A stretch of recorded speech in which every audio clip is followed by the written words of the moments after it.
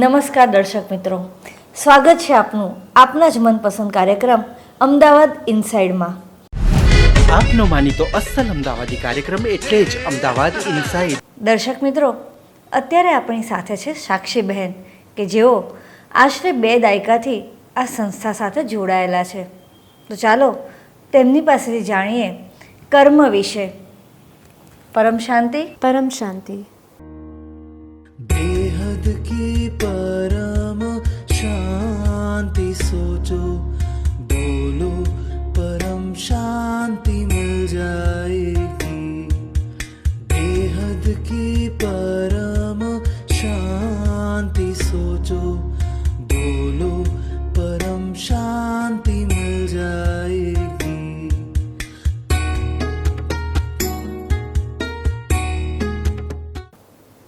आज हम जानेंगे law of Karma. Theory of Karma क्या कहता है, कर्मों का सिद्धांत क्या कहता है. हमने इसके बारे में बहुत जानकारियाँ प्राप्त करी है. हमारे बहुत सारे शास्त्र है, उपनिषद है, साधु संत है जिन्होंने इस कर्मों की बहुत ही डिटेल में विस्तार से उन्होंने व्याख्या दी है. जैसे कि हम जानते हैं कि कर्म 3 प्रकार के कहा गए हैं, सत्कर्म, विकर्म और अकर्म. तो इसके बारे में तो सभी को पता है कि सत्कर्म क्या है. अच्छे परोपकार कर्म करने से हमें स्वर्ग की प्राप्ति होती है. जब हम विकर्म पाप कर्म करते हैं तो हमें नरक भोगना पड़ता है. और अकर्म क्या है, तो आज विशेष रूप से हम अकर्म, कर्म, अकर्ता स्टेज क्या है, ये सब जो अलग अलग चीज़ें समझाई गई है अलग अलग, इसको हम विस्तार में जानने की कोशिश करेंगे. तो ये कर्म जो परमात्मा ने, भगवान कृष्ण ने जो गीता में उपदेश दिया है कर्म का, उन्होंने हमेशा निष्काम कर्म की बात करी है. अब ये निष्काम कर्म है क्या, ये निष्काम कर्म करने की अवस्था क्या है. पूरे भगवत गीता में भगवान श्री कृष्ण अर्जुन को उस निष्काम कर्म करने का, अकर्ता भाव से कर्म करने का उपदेश दे रहे हैं. तो ये अकर्ता भाव क्या है. अकर्ता भाव है जब हम जो भी कर्म करें उस कर्म के फल की जो महत्वाकांक्षा है, जो उससे उपेक्षा जुड़ी हुई है, हमें उससे हम अपने उस फल से ना जुड़ते हुए अपने कर्म पे निस्वार्थ भाव से उस पे फोकस करें. तो ये है हमारा कर्म का सिद्धांत, ये है अकर्ता भाव. जब हम बिना किसी कर्म से, कर्म के किसी भी सिद्धांत से जुड़े हुए, बिना उसके फल से जुड़े हुए निष्काम करते जाते हैं. कर्म करते जा, फल की इच्छा ना करना, इसको हम कैसे कर सकते हैं अपने जीवन में, इसको हम किस तरीके से ला सकते हैं. क्योंकि ऐसा कोई भी ऐसा कार्य नहीं है कि हम उस कार्य को करते करते कुछ उसके पीछे फल की इच्छा ना रखें.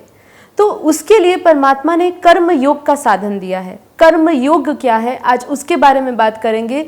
क्योंकि गीता में बहुत ही 18 प्रकार के योग कहे हैं. भक्ति योग, प्रेम योग, कर्म योग, ज्ञान योग. हर एक योग जो है वो परमात्मा के और नज़दीक हमें लेकर जाता है. लेकिन ये कर्म योग क्या है, उसको आज हम बेसिकली समझना चाहेंगे कि कर्म योग परमात्मा ने जो हमें सिखाया है वो क्या कहता है. उसके लिए एक बहुत ही सुंदर दृष्टांत दिया गया है हमारे उपनिषदों में. एक बार की बात है जब तानसेन जी अपना एक संगीत प्रस्तुत कर रहे थे अपने राज्य में, राजा के सम्मुख, और वो सुनते सुनते एकदम मंत्रमुग्ध हो चुके थे. और फिर वो राजा जो है वो तानसेन जी से पूछते हैं कि आप तानसेन हो, आप बहुत ही सुंदर गाते हो, लेकिन आप अपने गुरु की तरह, हरि जो उनके गुरु थे, जो उनकी तरह क्यों नहीं हो, आप हरिदास की तरह क्यों नहीं हो. तो वो बोलते हैं, वो कर्म योग को समझाते हुए बहुत अच्छी तरह बोलते हैं कि जो मेरे गुरु है, जो हरिदास जी है, वो जो अपना जो वो कर्म करते हैं, वो कर्म में उनका कोई स्वार्थ नहीं है. मेरा जो आपके सामने संगीत प्रस्तुत करना है, जो मैं कर्म कर रहा हूँ, उसमें मेरा स्वार्थ छुपा हुआ है. वो बिना किसी अपेक्षा से अपने आराध्य कृष्ण और राधा के लिए संगीत गाते हैं, और मैं आपके लिए एक प्रशंसा के एक उद्देश्य से मैं आपके सामने अपना कर्म करता हूँ.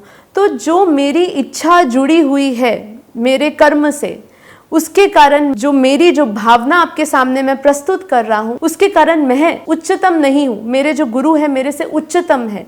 उच्चतम क्यों है, क्योंकि वो निस्वार्थ भाव से, बिना किसी प्रशंसा के, बिना किसी भय से वो ये अपनी आराधना, अपना भक्ति परमात्मा को समर्पण करते हैं. अब जब वो कहते हैं कि तुझे किस प्रकार का भय है, कहते हैं मुझे भय है कि मैं जिस जगह पे आज पहुंच चुका हूँ मैं वहाँ से नीचे ना गिर जाऊँ.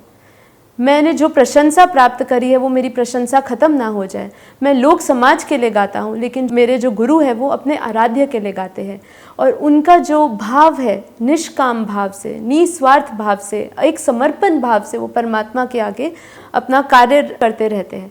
वो जो एक स्थिति है आत्मा की, उसके कारण वो उसको सर्वोत्तम बनाता है। तो हमें समझने की ज़रूरत है कि कर्म योग से हम लोग एक सर्वोत्तम, एक हायर कॉन्शियसनेस की ओर बढ़ते हैं। इसी के लिए भगवान कृष्ण ने स्थित प्रज्ञ अवस्था की भी बात करी है कि स्थित प्रज्ञ अवस्था कौन सी है। भगवान श्री कृष्ण गीता के उपदेश में अर्जुन को समझाते हैं कि हे तू स्थित प्रज्ञ बन, तू वो मुनि समान बन जो दुख सुख हर एक अवस्था में समान स्थिति में बना रहे।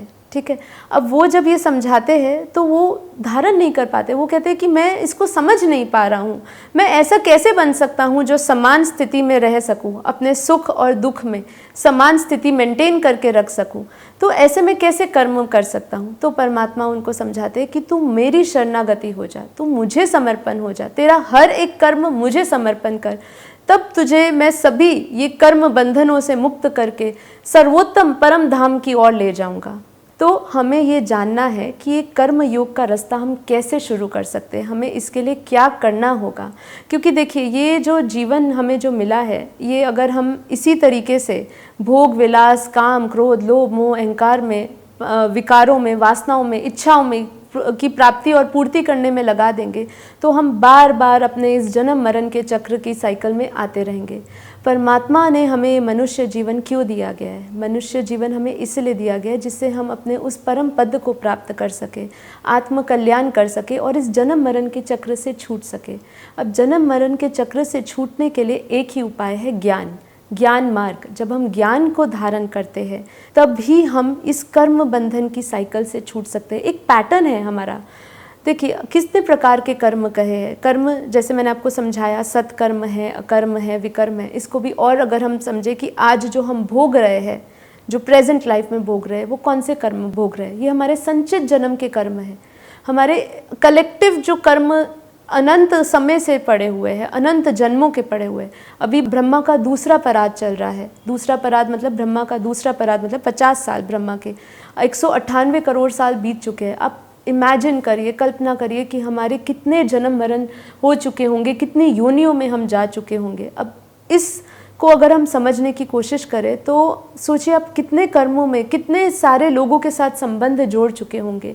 अब वो सब संबंध, कभी कभी हम सोचते हैं कि हमने इस जीवन में तो बहुत ही अच्छा किया है, मैं हमेशा परोपकार करता हूँ, लोगों का अच्छा करता हूँ, भला करता हूँ, पॉजिटिव विचार रखता हूँ, तो भी मेरे साथ इतना कुछ क्यों हो रहा है। अब जब हम ये जानते हैं तो इसके साथ हम कर्म के सिद्धांत को इस तरीके से जोड़ते हैं कि हमारे संचित जन्म के कर्म जो है वो आज हमें प्रारब्ध के रूप में मिले हैं।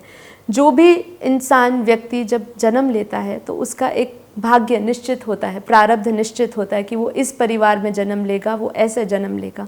तो ये है हमारा प्रारब्ध, और प्रारब्ध का फल हमारे संचित कर्मों से आता है। अब अभी जो हम कर्म कर रहे हैं ये क्रियामन कर्म कर रहे हैं, मतलब जो हम प्रेजेंट में कर्म कर रहे हैं, इससे हम अपने आगामी कर्म, आगामी जन्म में आने वाले कर्मों को सुधार सकते हैं।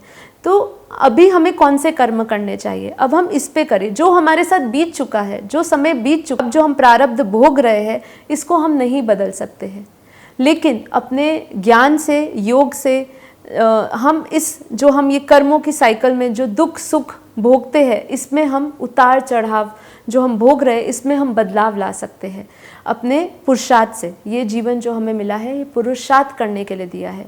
पुरुषार्थ, जो अपने पुरुष तत्व को अर्थ समझना, ये है पुरुषार्थ जीवन। अपने पुरुषार्थ के बल पे हम अपने आगामी जन्मों का सुधार सकते हैं, आने वाले जन्मों का सुधार सकते हैं। और यदि हमें आत्मज्ञान की प्राप्ति हो जाए इस जन्म में, अगर हमें आत्मज्ञान की, आत्मज्ञान क्या है? अपने आप को जानना, अपने आप को पहचानना। जब हम इसको समझ जाते हैं तो हम अपने इस जन्म मरण की साइकिल, जो ये पैटर्न है हमारा, इससे हम मुक्त हो सकते हैं। तो यदि आपका उद्देश्य मोक्ष की प्राप्ति है, मुक्ति की प्राप्ति है, मुमुक्षु की प्राप्ति है, तो हमें सर्वप्रथम अपने आत्म ज्ञान को बढ़ाने के लिए आत्मचिंतन करना होगा, अपने आप के बारे में सोचना होगा। मैं ये शरीर नहीं हूँ, ये तो शरीर मेरा परिवर्तनशील है, जो भी परिवर्तनशील है वो सत्य नहीं है, ये निश्चित है। जो बदल रहा है और जो स्थायी है, स्थायी क्या है? स्थायी हमारी आत्मा है। जब इंसान मरता है, जब मृत्यु को प्राप्त होता है, तो इंसान कहाँ जाता है? क्या उसके कर्म बंधन छूट जाते हैं? हमें सबसे पहला ये प्रश्न समझना पड़ेगा कि मरने के बाद भी हमारे कर्म छूट जाते हैं, हम यहीं पर ही हम ये कर्म बंधन, ये धरती लोक से मुक्त हो जाते हैं, संबंधों से मुक्त हो जाते हैं, यातनाओं पीड़ाओं से मुक्त हो जाते हैं, ये हमें समझना होगा। इसका जवाब है नहीं, हम नहीं मुक्त होते हैं उनसे। हमें ऐसा लगता है, लेकिन अंत मते सो गति कही है। परमात्मा ने क्या है, जो तेरे ध्यान में है अंतिम समय में तू उसी को पाएगा, जिसको ध्याएगा उसी को पाएगा। यदि अंतिम समय में हमें आत्मज्ञान नहीं प्राप्त होता है, जब हम ब्रह्म ज्ञान नहीं प्राप्त कर पाते हैं, तो हम अपने उस परम धाम, सर्वोत्तम जो उत्तम जो हमारी स्थिति है, आत्मा की जो स्थिति है, परम धाम, हम उसको नहीं जा पाते हैं। तो हमें सबसे पहले ये समझना है कि हम आगे चाहते क्या है। ये जीवन में हमारे बहुत सारे लक्ष्य हैं, लेकिन जो लक्ष्य हमारे इस जीवन मृत्यु के बाद भी जो रहने वाला है, हमें उसके बारे में सोचना चाहिए। क्योंकि यहाँ पे जो भी हम प्राप्त कर रहे हैं, आयु के साथ, समय के साथ सब खत्म हो जाने वाला है। तो हमारे साथ जो स्थायी रूप में अनंत समय तक रहने वाला है, जो हमारी आत्मा की अनंत यात्रा होने वाली है इस शरीर के पश्चात, उसके बारे में हमें सोचना चाहिए। तो उसके लिए हमारे लिए बहुत ही इम्पॉर्टेंट मैं टिप्स दूंगी, जिसको आप इसको अपनी लाइफ में अपनाइए। सबसे पहले भगवान श्री कृष्ण ने जो उपदेश दिया है कर्म योगी जीवन जीने के लिए, वो जीवन जीने का आज से शुरुआत करिए। कर्मों को समझिए, कर्मों के सिद्धांत को समझिए। आज हमने जो किया उसको हमें भोगना नहीं है, ऐसा नहीं है। देखिए, जो भोगी है वो रोगी है, सिंपल सी बात है। जो भोगी है वो रोगी है। तो यदि हमें अपने मानसिक रोग से, शारीरिक योग से, इमोशनली, आत्मिक के स्तर पे जो हमारे अंदर रोग पैदा हुए हैं, यदि हमें उससे मुक्ति पानी है, तो हमें भोग विलास को छोड़ते हुए योग को अपनाना होगा। अपने जीवन में योग को अपनाएं, कर्म योग को अपनाएं, कर्मों के सिद्धांतों को समझिए, आत्मज्ञान की ओर बढ़िए। जब आप आत्मज्ञान की ओर बढ़ेंगे ना, तो आपके अंदर आत्मविश्वास बढ़ेगा, और जब आत्मविश्वास बढ़ेगा, आप अपने द्वारा अनंत आत्माओं का कल्याण कर पाएंगे। देखिए, हम सब जानते हैं, जैसे हमारे विचार है, जैसे हम जो सोचते हैं, हमारा सोच, हमारा कर्म, हमारा एक्शन, सब कुछ हमारे ये कर्म बनते हैं। सोच, विचार और जो हम एक्चुअल में प्रैक्टिकली अपने इंद्रियों के द्वारा करते हैं, ये सब हमारा कर्म बनता है। अब अगर हमें दुनिया का कल्याण करना है, तो सबसे पहले हमें अपने कर्मों को सुधारना होगा। अब अपने कर्मों को कैसे सुधारेंगे? अपने विचारों को जब हम सुधार लेंगे, तो हमारे कर्म भी सुधर जाएंगे। अब विचारों को सुधारने के लिए हमें क्या करना पड़ता है? विचारों को सुधारने के लिए हमें एक ऐसा मार्ग लेना पड़ता है जिससे हमारे जो पुराने संस्कार कई जन्मों से चले आ रहे हैं, वो संस्कारों को हम नए संकल्पों से, नए विचारों से भरें। अब उसके लिए हमें अच्छे अच्छे लोगों को सुनना पड़ता है, सत्संग सुनना चाहिए, सत्य लोगों का संग करिए, उपनिषदों का सहारा लीजिए, वेदों का सहारा लीजिए, जिससे आपकी बुद्धि में परिवर्तन आए, आपके विचारों में परिवर्तन आए, आपके अंदर मन में परिवर्तन आए।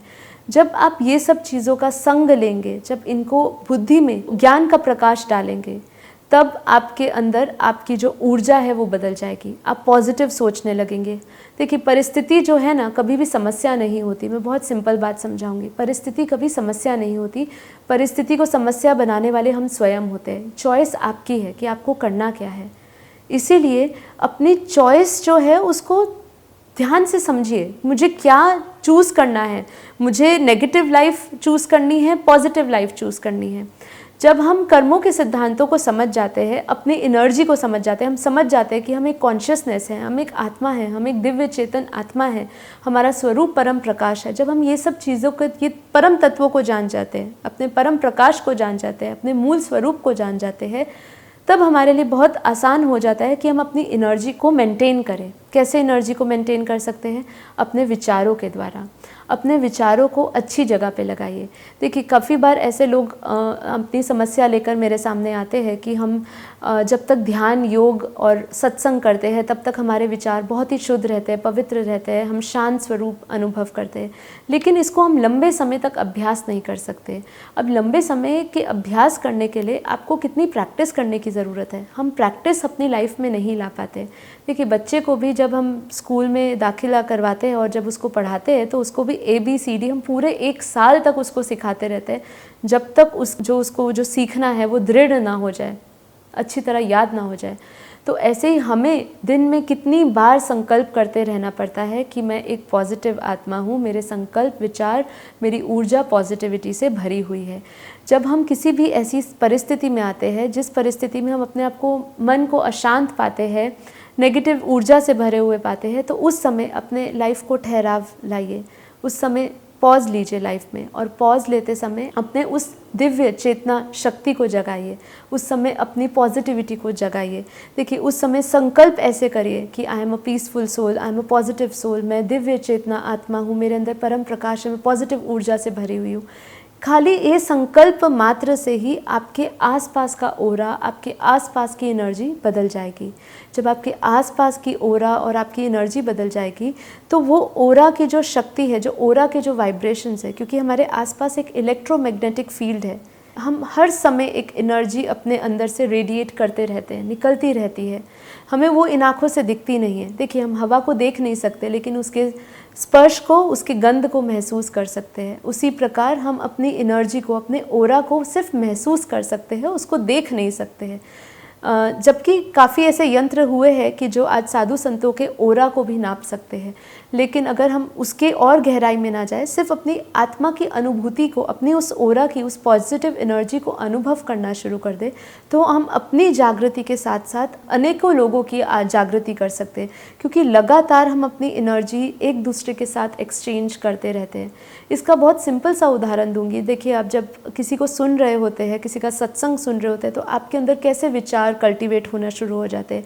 आप जब मंदिर में जाते हो, आपके हाथ अपने आप परमात्मा के आगे जुड़ जाते हैं, आप अपने आप ही समर्पण हो जाते हैं। आप पूरी दुनिया से कुछ समय के लिए भक्ति जब में जाते हैं, भक्ति योग में जाते हैं, तो अपने संपूर्ण समर्पण परमात्मा में कर देते हैं और सगे संबंधी सभी विचारों से डिस्कनेक्ट हो जाते हैं।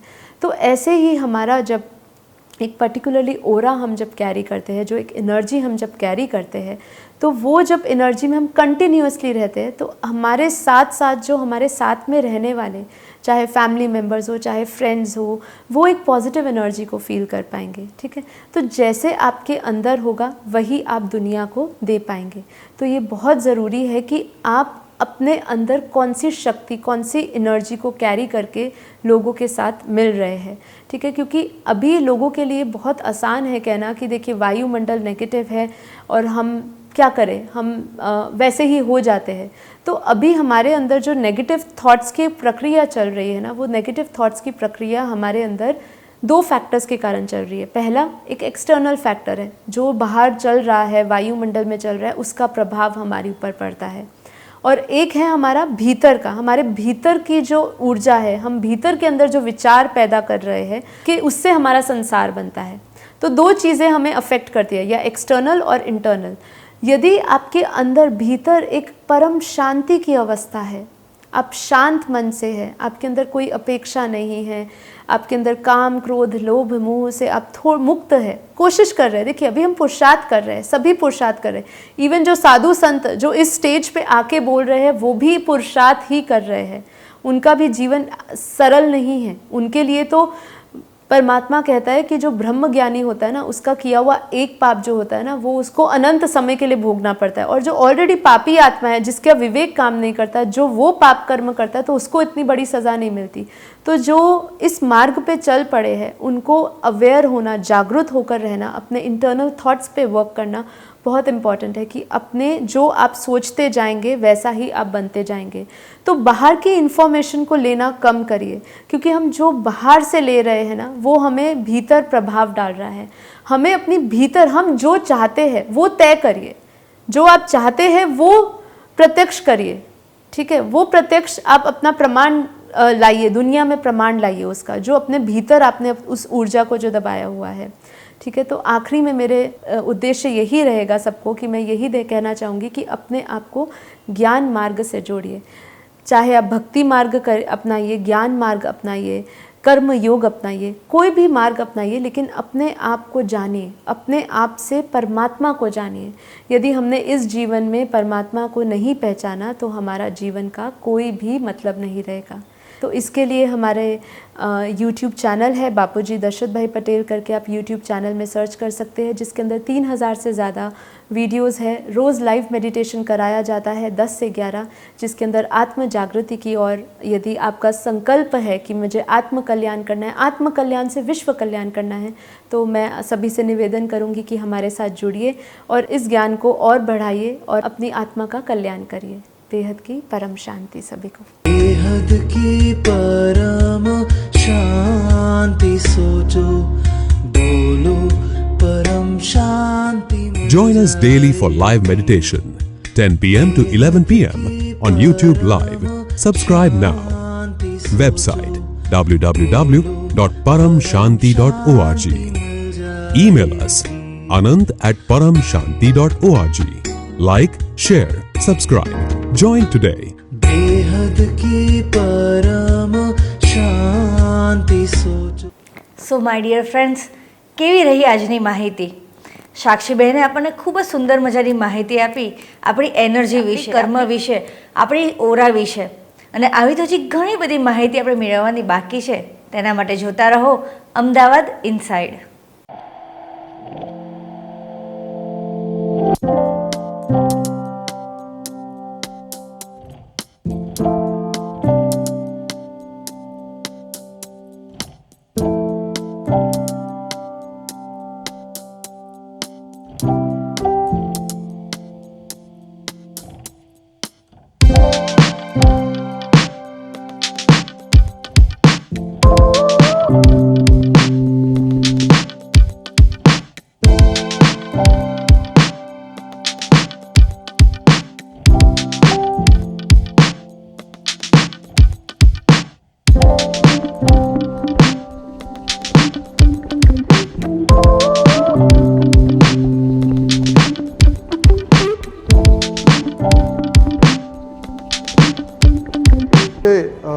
मल्टीवर्स में हमारा अस्तित्व, पीछे जो यहाँ पे लिखे हुए जो टाइटल ब्रह्मांड और जीवन की कहानी, अनंत अनंत ब्रह्मांडों में हम कहाँ हैं, आत्मा के अतीत और भविष्य की यात्रा, ब्रह्मांड की सबसे अनोखी यात्रा, क्या हम कभी समय यात्रा कर सकते हैं, ब्रह्मांड के अनसुलझे रहस्य, अनंत अनंत ब्रह्मांडों का असल फैलाव कितना है, ब्रह्मांड का अनंत विस्तार, ब्रह्मांड के बाहर आखिर क्या है, ब्रह्मांड की हैरान कर देने वाली जानकारियाँ, एलियंस, यूएफओ और बहुत कुछ। तो ये हमारे पीछे ये सभी क्वेश्चनों के जवाब आपको मिलेंगे। तब एक कॉमन इंसान जो है ये समझ सके कि मल्टीवर्स ये धरती लोक से बाहर जीवन है।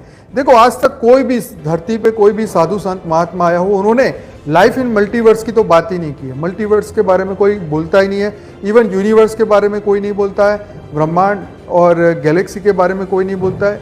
लेकिन हमारे शास्त्रों में ये सब लिखा है, लेकिन इसको आगे दुनिया तक कैसे पहुंचाया जाए ये कोई नहीं जानता है। तो ये डेफिनेटली ये बुक लाइफ चेंजिंग बुक है, स्व को परिवर्तन के लिए बहुत ही सबसे पहला स्टेप है। तो ये आने वाले समय में बेहद की गीता है, आने वाले समय में ये सभी के घर होगी और होनी भी चाहिए। शांति सोचो, बोलो परम शांति मिल जाएगी। बेहद की परम शांति सोचो, बोलो परम शांति।